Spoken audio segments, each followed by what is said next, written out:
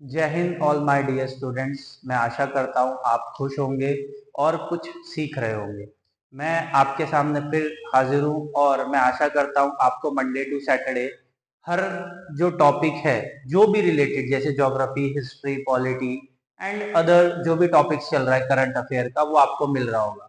और मैं बस एक ही आपसे उम्मीद रखता हूँ कि हमारा जो अगले वाला बैच है 2025 में जो एनडीए का एग्जाम देने वाले, वो जो भी स्टूडेंट्स है वो अपनी मंजिल को पाएंगे। और जो भी इस सीरीज से जुड़ रहा है, ये इस प्लेटफॉर्म से जुड़ रहा है, तो फर्दर वो ऑफिसर अपने अपने फील्ड में बनेंगे, चाहे वो सीडीएस हो, चाहे एफकैट हो, चाहे सीएपीएफ, आईसीजी, कोई भी एग्जाम हो। तो फर्दर आप लोग क्या कर सकते हो, किसी भी तरीके से आपको इसे रिलीजियसली फॉलो करना है। ठीक है, आपको एक चीज याद रखनी है, आपका एक ही मोटिवेशन है, और वो मोटिवेशन क्या है, आपको तरीके से स्टडी करनी है और प्रॉपर रिवीजन करना है। देखिए, जब तक रिवीजन आप नहीं करोगे, डैम श्योर है कि आपका रिजल्ट नहीं आएगा। तो आपको रिवीजन पे फोकस करना है, प्लस दूसरी चीजें, मैं मेरा कर्तव्य कर रहा हूं, आपको आपकी तरफ से अपना कर्तव्य पूरा करना है। ठीक है, चलो आगे बढ़े। My name is Rohit Ranve and all this things are there happen. आज का जो मोटिवेशन है, teacher can open the door but you must enter it yourself. बहुत अच्छी बात लिखी है।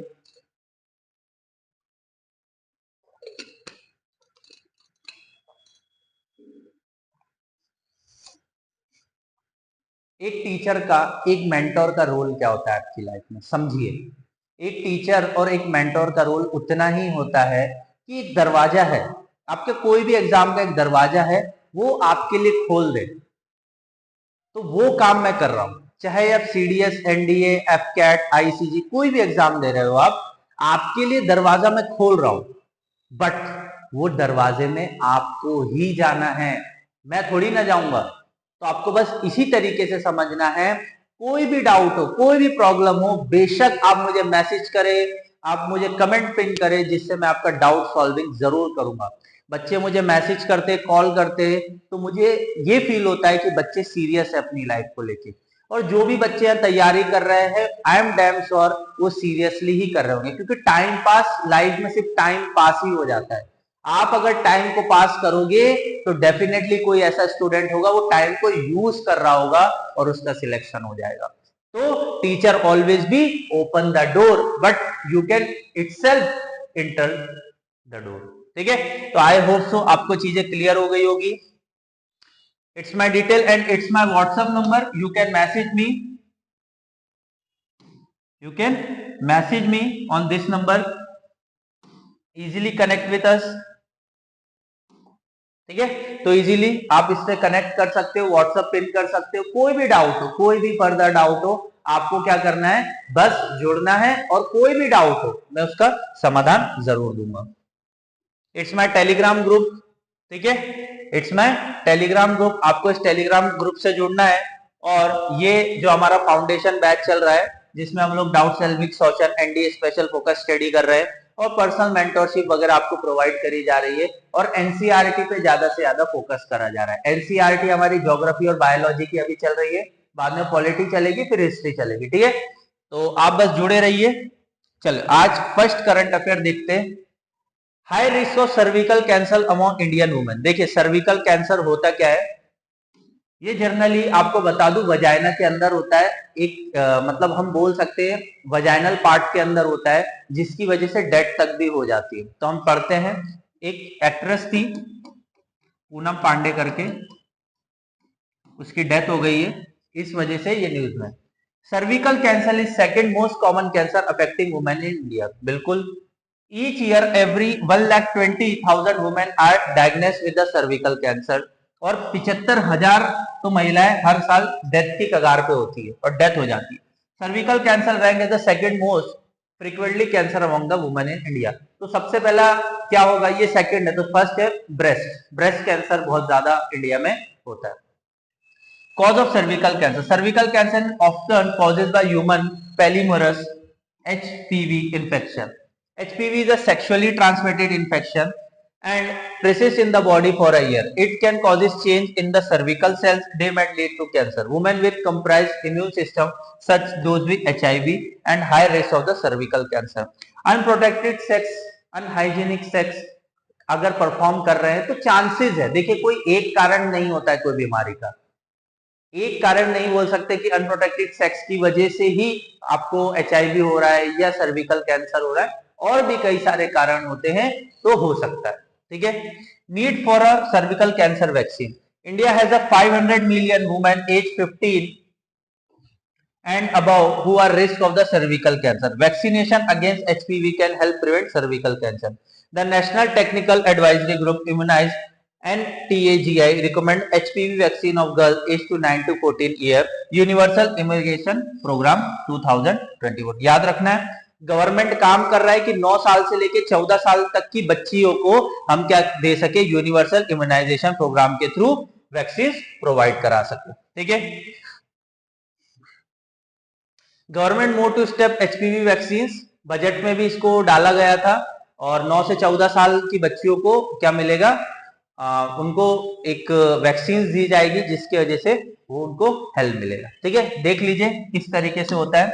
ये वजाइना है, ये ओवरी है, इसे यूट्रस बोलते हैं, यही वॉर्म आपका फीट होता है, और ये कैंसरस टिश्यू है जो कि सर्विकल, जैसे ये वजाइनल वॉल होती है, ठीक है ना, यहां हो जाता है, उसको क्या बोला जाता है, सर्विक कैंसर। ठीक है। I hope so you will be understand. आप इमेज देख के भी समझ सकते कि किस पार्ट में हमें क्या हो सकता है, सर्विक कैंसर हो सकता है। ठीक है। चलो आगे पढ़े। RBI digital payment index rise in September 2023। RBI का जो डिजिटल पेमेंट सिस्टम है वो धीरे धीरे इंक्रीज हो रहा है। Reserve Bank of India Digital Payment Index, a measure of extent digitization of payment across India, increased 418.77 in September 2023. तो मार्च में कितना था, 395.57. The RBI DPI index has increased across all parameters, was driven particularly by growth of payment enables, payment performance and consumer centricity across the country over the period. The central bank said the release. ठीक है। तो इसमें दो तीन चीजें याद रखना है कि आरबीआई की जो डिजिटल करेंसी है अब ज्यादा से ज्यादा लोग यूज कर रहे हैं और यूज करके बेनिफिट ले रहे हैं, जिससे कि क्या होगा, जो रॉ कैश है उसे क्या होगा, हम सप्रेस इन मींस हम ये कम यूज करेंगे, सप्रेस नहीं बोल सकते, बट अभी भी चालन है हमारे सोसाइटी में। डेनमार्क जैसी कंट्री अभी भी, सच बोलूं ना तो वो लोग इतने लेवल पे क्यों ऊपर उठ रहे हैं, क्योंकि वहां करेंसी जो है ज्यादातर डिजिटल फॉर्म में यूज करी, क्योंकि एक करेंसी बनाने के लिए पीछे कॉस्ट भी लगता है, तो कॉस्ट से वो बच जाते हैं। दूसरा, RBI digital payment interference compress 5 broad payment parameter to measure penetration of digital payment in the country. सबसे पहला, पेमेंट इनेबल्स 25% जो पेमेंट हो रहा है वो क्या हो रहा है, अप्रोक्सीमेटली आपका डिजिटल पेमेंट हो रहा है। Payment infrastructure demand side factor 10% है, payment infrastructure supply side payment 15% है, पेमेंट परफॉर्मेंस 45% है, और कंज्यूमर सेंट्रिसिटी 5% है। ठीक है। तो आई होप तो धीरे धीरे डेवलप होगा, और रिजर्व बैंक ने जो हमें बताई, रिजर्व बैंक का हेडक्वार्टर कहां पर है, मुंबई में।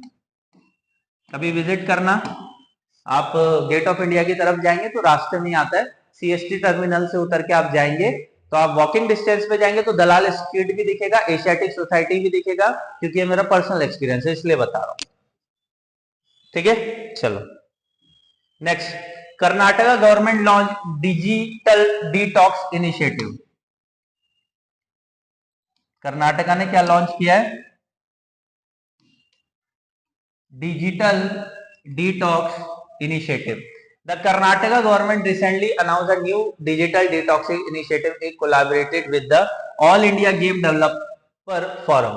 The program aimed to spread awareness about the negative impact of excessive technology use and encourage more mindful digital habits. देखिए, डिजिटल डिटॉक्सिंग का मतलब ये है कि जो बेनिफिट्स, जैसे कि मैं बोल सकता हूँ डिजिटल बेनिफिट्स आप उठा रहे हैं, मैं यहाँ टीच कर रहा हूँ, रिकॉर्ड करके आपको सबमिट करता हूँ, आपको यूट्यूब पे देता हूँ, तो एक आप डिजिटल प्लेटफॉर्म का यूज कर रहे हैं, ठीक है ना, तो ये एक पॉजिटिव साइड है। पर यही आप गलत नेगेटिव साइड देखेंगे तो मिसयूज करना, दिन भर लगे रहना, ठीक है ना, ऑनलाइन वेबसाइट्स पे, तो ये कहीं ना कहीं डिटॉक्सिफिकेशन कर रहा है। Aim to reduce technological overuse. The goal of digital toxic initiate to reduce the amount of time period spent immersed in the digital device, social media. Speaking at the GAPEX 2024 event, Minister of IT and BT Priyanka Kharge, minister याद रखना कौन है अभी, IT and BT मतलब broadcasting television, Priyanka खड़गे set the programme intent to address issue like mental health. बिल्कुल, आप continuously अगर मोबाइल्स वगैरह देखेंगे, लैपटॉप देखेंगे तो मेंटल हेल्थ पे बहुत ज्यादा इफेक्ट पड़ता है। शॉर्टनिंग अटेंशन स्पैन, आप ज्यादा जैसे 4 घंटा 5 घंटा 6 घंटा आप अगर लैपटॉप या पीसी या टीवी पे रहेंगे तो आपका कॉन्सेंट्रेशन वो डिस्ट्रैक्ट होता है। And weakening in a person relation that stream for a digital depend, मतलब अगर आपको ऐसी तड़प उठने लगेगी, एक एडिक्शन होने लगेगा कि मुझे मोबाइल चाहिए, मुझे ये चाहिए, मुझे वो चाहिए। मैंने बहुत सारे स्टूडेंट्स को देखा है जिनको क्या हो जाता है इस तरीके की problem. Raising awareness of mindful tech use, a core component of detox initiative is raise public awareness about the downside of spending excessive time online। ठीक है, तो अगर आपको ऐसा लग रहा है जितना काम है उतना ही यूज करें, उसके बाद आप बाहर जा सकते, वॉकिंग कर सकते, रनिंग कर सकते, एक्सरसाइज कर सकते, जिसकी वजह से क्या होगा आपका जो माइंड है वो एक्टिव हो जाए। While digital devices offer convenience, they can also extend a heavy cost in term of mental well-being। Basically आपको अभी धीरे धीरे तो अच्छा लगता है, but at the time as आपको क्या होने लगता है, आपका जो ब्रेन है वो एक डमी की तरह हो जाता है, बस आपको वो एडिक्शन लग जाता है। The programme will educate people to strategy for the managing screen time for mindful. ठीक है, तो ये जो डिजिटल डिटॉक्सिंग है बहुत अच्छा लगा मुझे, कर्नाटका गवर्नमेंट ने लॉन्च किया है और लोगों पे ध्यान दे रहा है गवर्नमेंट, ये सबसे अच्छी बात है। ठीक है, आगे building a sense of community. ठीक है, अभी ये स्कीम जो डिजिटल डिटॉक्सिंग है, in addition to 1-to-1 counselling, बिल्कुल programme will build a sense of community through group workshop activities, shared experience, strengthening individual achievement, wellness. ठीक है, तो ये चीज क्या करेगा कि कम्युनिकेशन बिल्ड करेगा। जैसे कि आज के टाइम पे हम देख सकते हैं जनरली क्या होता है, हमारा बॉन्ड फोन से ज्यादा हो रहा है, पीपल से कम हो रहा है, जबकि we are a social mammal. तो हमारा कनेक्शन किससे होना चाहिए, ज्यादातर लोगों से होना चाहिए। बट हम लोग क्या कर रहे हैं आजकल, सब सोशल मीडिया पे एक्टिव हो गए। सोशल मीडिया कुछ काम है, हाँ व्हाट्सअप कर देना, कुछ ये तो अरे फोन देखेंगे बाद में होगा।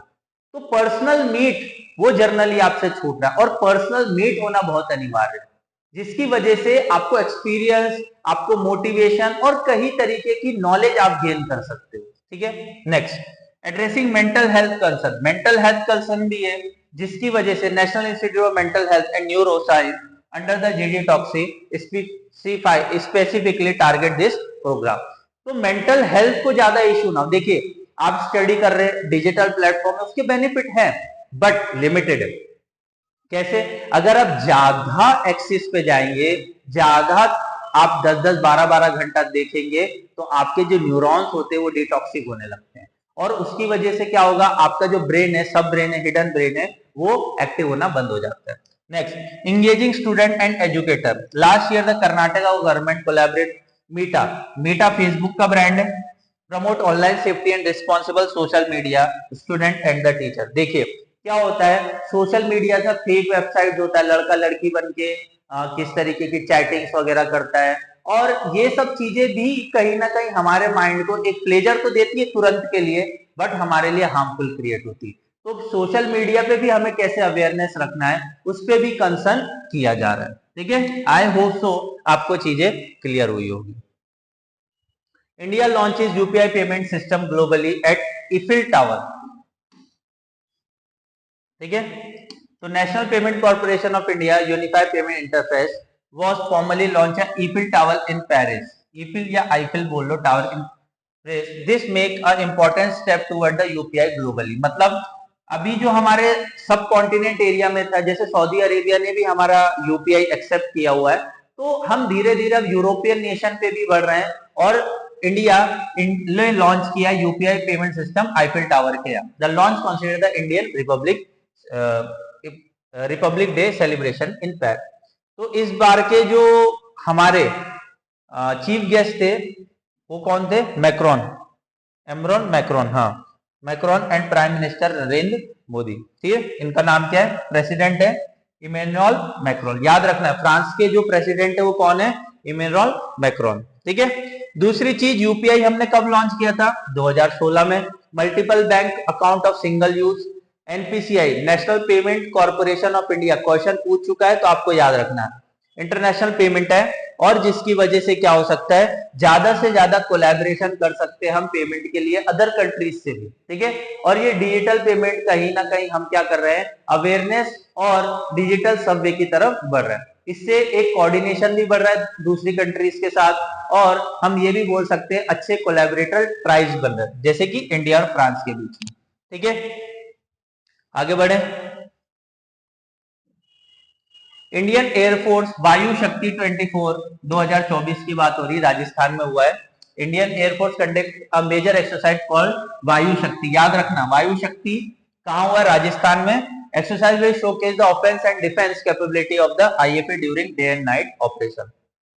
तो बेसिकली इंडियन एयरफोर्स की जो कैपेबिलिटी है वो बहुत ज्यादा है, और we are the not called as a superior but we are called a damn sure superior. हम लोग ये जरूर मानते हैं कि हमारे पास वो कैपेबिलिटी है, हम किसी दुश्मन को मुंह तोड़ जवाब दे सकते हैं। Aircraft participation, 120 aircraft will participate including 77 fighter jets, the platform Rafale jets, Mirage 2000, Sukhoi 30, MiG light combat aircraft Tejas, Jaguar, Chinook heavy lift helicopter, Apache helicopter, unmanned aerial vehicle, surface to air missile system, asset participation for the first time including Rafale, और ऊपर से army का M77 ultralight हावर्ट्जर्स।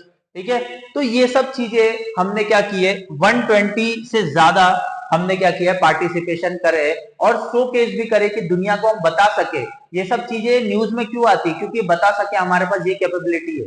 अगर कोई दुश्मन हमसे लड़ना चाहता है तो ये याद रखे कि हम उसको मुंह तोड़ जवाब दे सकते हैं। ठीक है, weapon and targets, in a span of 2 hours the IFA will drop 40 to 50 ton ordnance in 1 to 2 kilometre.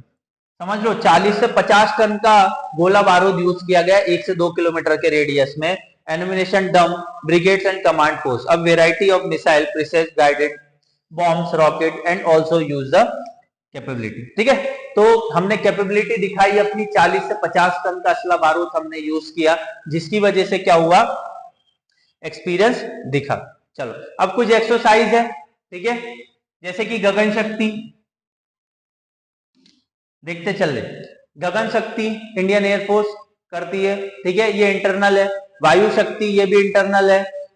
Corp India ये किसके साथ करती है, यूएस और यूएस एयरफोर्स करती है। ठीक है, गरुड़ फ्रांस एयरफोर्स करती है, किसके साथ करती है, इंडिया के साथ। ईस्टर्न ब्रिज ओमान की रॉयल एयरफोर्स करती है, किसके साथ, इंडिया के साथ। तो ये आपको याद रखना है, कॉप इंडिया यूएसए एयरफोर्स और इंडियन एयरफोर्स होता है गरुड़, फ्रेंच एयरफोर्स और Indian Air Force, Eastern Bridge Oman Royal Air Force और आपका इंडियन एयरफोर्स। ठीक है, next Desert Eagle second UAE और इंडिया के बीच में, इंद्रधनुष ब्रिटिश और इंडिया के बीच में, सिंडेक्स सिंगापुर और इंडिया के बीच में, इक्विबरीन मालदीव नेशनल डिफेंस फोर्स और इंडिया के बीच में, और युद्धर शक्ति ये होती है इंडियन आर्म फोर्सेस, इंटरनली होती है, ये किसी देश के साथ हम नहीं करते। तो I damn sure you will be understand all this things and आप पीडीएफ में से आराम से पढ़ सकते हैं कि किस किस तरीके की क्या क्या चीजें हैं। आगे बढ़े।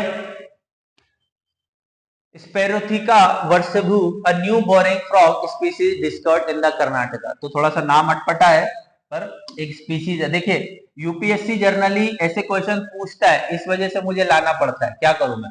स्पेरियोथिका वर्सेभू एक नई तरीके की स्पीसीज किसकी, फ्रॉग की फाइंड करी गई है। तो आपको याद रखना क्वेश्चन डायरेक्टली पूछ देंगे।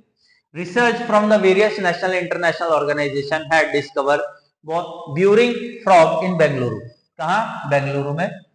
Named as the Sphaerotheca varshaabhu, this previously known as species of frog amid the urban landscape in Bengaluru. The newly unearthed amphibian exotic and meaning of this frog। ठीक है, तो जर्नली याद क्या रखना है आपको, स्पेरेथिकोसी वर्सेभू एक तरीके की प्रजाति है किसकी, फ्रॉग की, जो कि कर्नाटका में आपको मिली। अर्बन अडेप्टेशन, ठीक है। तो आई थिंक सो बस इससे ज्यादा मुझे नहीं लगता, थोड़ा सा ये चीज देख लेंगे, आप एक खुद से पढ़ लोगे तो ज्यादा अच्छा रहेगा। किस किस का कोलैबोरेशन रहा, ये एक तरीके का फ्रॉग है, ये पाया गया है। The new species discover multinational collaboration, जैसे कि माउंट कैरमल कॉलेज बेंगलुरु, ठीक है। Zoological survey of India, western regional centre Pune, Jain deemed to be university Bengaluru, institute of systematic evolution biodiversity, national museum of national history, Sorbonne university Paris France, centre for ecology science, Indian institute of science Bengaluru, laboratory of animal behaviour and conservation college of Bengaluru and environment, Nanjing forestry university जिंगशू Chennai China and genetic research laboratory department of zoology, Yuvraj college university of Mysore. ये सबका collaboration से क्या हुआ, ये find हुआ है, और find होने के बाद हमने उसका नाम रखा है। तो बस वो पूछता है क्वेश्चन, तो आपको याद रखना है। चलो आगे देखें। First survey vessel large INS सिद्धयार्थ कमीशन, कौन सा? सिंधयार्थ commission.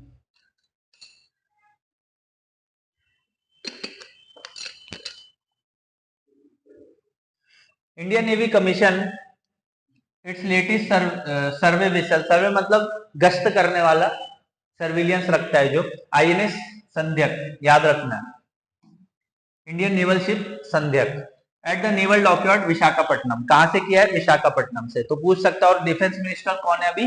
Rajnath Singh. Is the first series of 4 survey vessel large ship being garden ship. पूछा क्या जाएगा किसने बनाया है? तो Garden Reach Ship Builders Kolkata ने।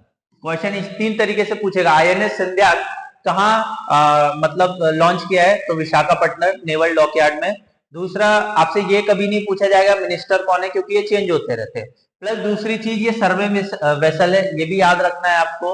और दूसरी चीज, Garden Reach Ship Builder Engineer Kolkata ने ये बनाया। इसके फीचर्स क्या है? Primary design to conduct comprehensive coastal and deep water hydrographic survey and mapping navigation channels, ठीक है। और ये क्या देखेगा? एक्सक्लूसिव इकोनॉमिक जोन, जो कि हमारे 200 किलोमीटर का दायरा कवर करता है, ठीक है।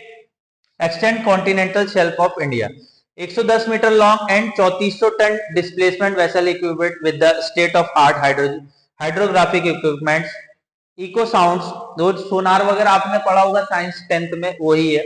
Vehicle, remotely operated vehicle and advance data equipment process system. तो काफी सारी चीज और भी ऐड करी गई है, ठीक है। आगे देखते हैं। Significance of INS Sandhya, commission of INS Sandhya underscore India growing maritime interest capability. बिल्कुल, हमारे जो कोस्टल एरियाज है उनको भी हमें मैनेज करना होता है। और reincarnation of older Sandhayak, the Indian navy oldest hydrogenic survey vessel decommission in 2021। जो हमारा पहले वाला था उसको हमने डीकमीशन कर दिया, कब? 2021 में। INS Sandhayak has been build under the survey vessel का काम कर रहा है, और project star Indian navy warship design bureau late in 2009। और उस समय भी गार्डन रिच शिप बिल्डर ने ही बनाया था, इंजीनियरिंग कोलकाता, ठीक है। तो आई होप सो आपको चीजें क्लियर हुई होगी। ये हमारे मिनिस्टर है राजनाथ सिंह। भारत रत्न मिला है लाल कृष्ण आडवाणी जी को, ठीक है। तो ये इसलिए थोड़ा सा क्योंकि ये मिनिस्टर रह चुके हैं और काफी सारी चीज और भी रह चुकी है, इस वजह से लेके आया हूं मैं। Lal Krishna Advani was born in November 8, 1926 in Karachi. उस समय जब ब्रिटिश टाइम पीरियड था। He belong to Sindhi Hindu family. Advani study Saint Patrick high school in Karachi, DG national college Hyderabad. After partition, his family migrate to Bombay, where complete his law degree by government law college, ठीक है। और इनको आडवाणी जी को पद्म विभूषण कब मिला था? 2015 में। तो पूछा जा सकता है रिसेंटली में भारत रत्न किसको मिला है? तो लाल कृष्ण आडवाणी जी को आपके अपकमिंग एग्जाम में पूछा जा सकता है। 2015 में उनको क्या मिला था? पद्म विभूषण। कंट्रीब्यूशन क्या रहा है उन लोग का सोसाइटी में? Advani is known for the leading of Ram Rath Yatra 1990, brought from the Ram Mandir issue national prominence. BJP rise. He also being a criticized for role in 1992 Babri Masjid demolition. उनने ये चीज पे भी कंडेम किया था कि बाबरी मस्जिद नहीं गिराना चाहिए था, क्योंकि कैसे एक रिलीजन को आस्था है तो वो आस्था को नहीं करना चाहिए था। और होम मिनिस्टर भी रह चुके Advani, oversee responsible to national security threat and Kargil war भी इनके टाइम पे हुआ था। He prominent infrastructure development and economic growth. तो बहुत अच्छे व्यक्ति रहे हैं, एजुकेशन भी इनका बहुत अच्छा रहा है, लॉ वगैरह किया हुआ है इनने। तो मैं आशा करता हूं आपसे क्वेश्चन आएगा कि रिसेंट में लाल कृष्ण आडवाणी जी, जिनको भारत रत्न मिला है, वो पद्म विभूषण से भी सम्मानित हुए हैं।